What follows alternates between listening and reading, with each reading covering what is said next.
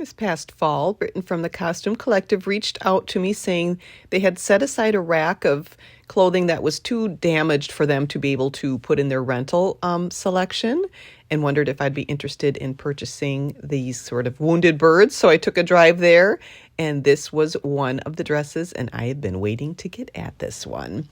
It came with this replacement slip, which I decided to start off with a different one instead. And the dress itself is made out of organdy, and I love cotton organdy. And that's why I've been itching to get at this, because I just know there's a pretty girl waiting inside.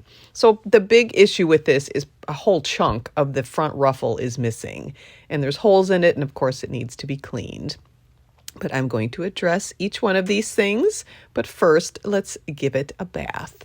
So I'm starting off with retro wash and warm water, a little bit of Dawn, and some washing soda. And then as I said, I did start off with a different slip. And long story short, I end up going to a different one than that one. But I did start off thinking I was going to use that slip.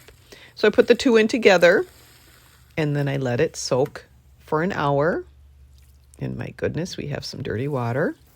Rinsed, and then let it drip for a while. Towel roll to get out the extra moisture, and then let it air dry. So it's hard to explain, but to remedy that missing chunk, I took off what was left of the ruffle, released the gathers so that it was longer, and I sewed it back on, tapering up at the sides of the dress and then leaving it the full length in the front. The side placket on the dress had torn all the way down to the ruffle. So to repair that, I did some regathering of that ruffle. And then I just took those raw edges and just stitched a narrow hem on them and just finished it as a placket. So that's much better. So to remedy the holes, I take and I encase them in like a dart or a tuck, and then cut off the excess, and that really helps with that visually. As I mentioned, I decided to use this slip for another project. And instead, I decided to make one. I remembered I had some fabric, and then my friend Sarah had this pattern. I just wanted the slip part of it, and she made a copy of the slip pattern from it for me. It's from 1926. And I had this fabric from my stash that I bought at an estate sale years ago, and the color is perfect. Based on the width of the fabric, I'm estimating it to be from about the 1920s, 30s, perhaps into the 40s, because it's just around 34 inches, and that's the width that fabrics were made back then. So I think it's rayon, but I just did a test to make sure, and yes, it is rayon. It smells like burning paper.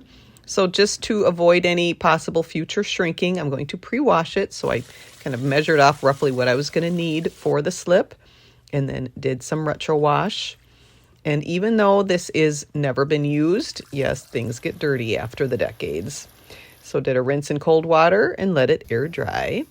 Pressed it, and it did shrink about 1 inch in each direction. So I'm glad I did that. I did a quick mock-up first out of something else before going into the real material, and the fit was good. So now it's time to cut out the real fabric. I used pinking shears so that I can have the edges finished that way.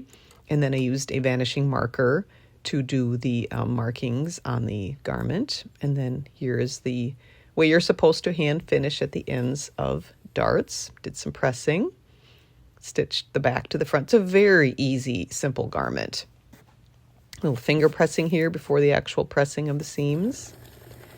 And then I did the straps a little bit differently than what they kind of wanted it to be done. I just did more of a tube. And then I think it was supposed to be a machine stitched hem, but I did do a hand stitch hem. And here's the finished slip. It is definitely a utilitarian type garment, but it's definitely, it works well with this dress. So I'm really glad I put the effort into making it, and the color is perfect. And I decided to make a waist sash for the dress. I love when these 20s dresses have like the little flower detail kind of at that hip or the waist. And so I went to my vintage millinery flower stash, which I love.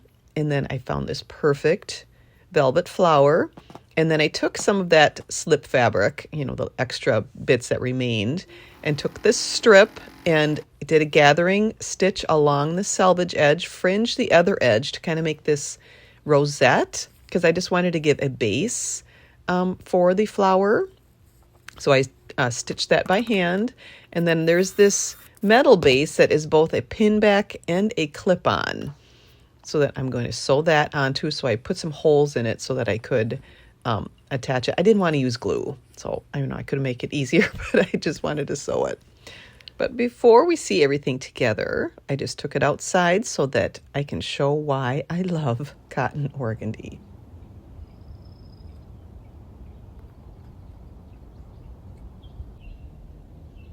It's so pretty. It's just a wonderful fabric.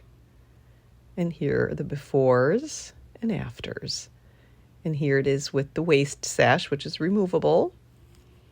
And then instead of pinning it into the fabric, I didn't want to put holes into the fabric, so that's why I did the waist sash, so that the flower could be attached that way. And of course, that is removable as well. But I just love, I love that accent. And look at the line of the dress now. I love how those ruffles kind of angle from the front down and they slope down to the back. I just love the detail of that. With the slip not having any sort of closures on it, it's just a pull over the head style.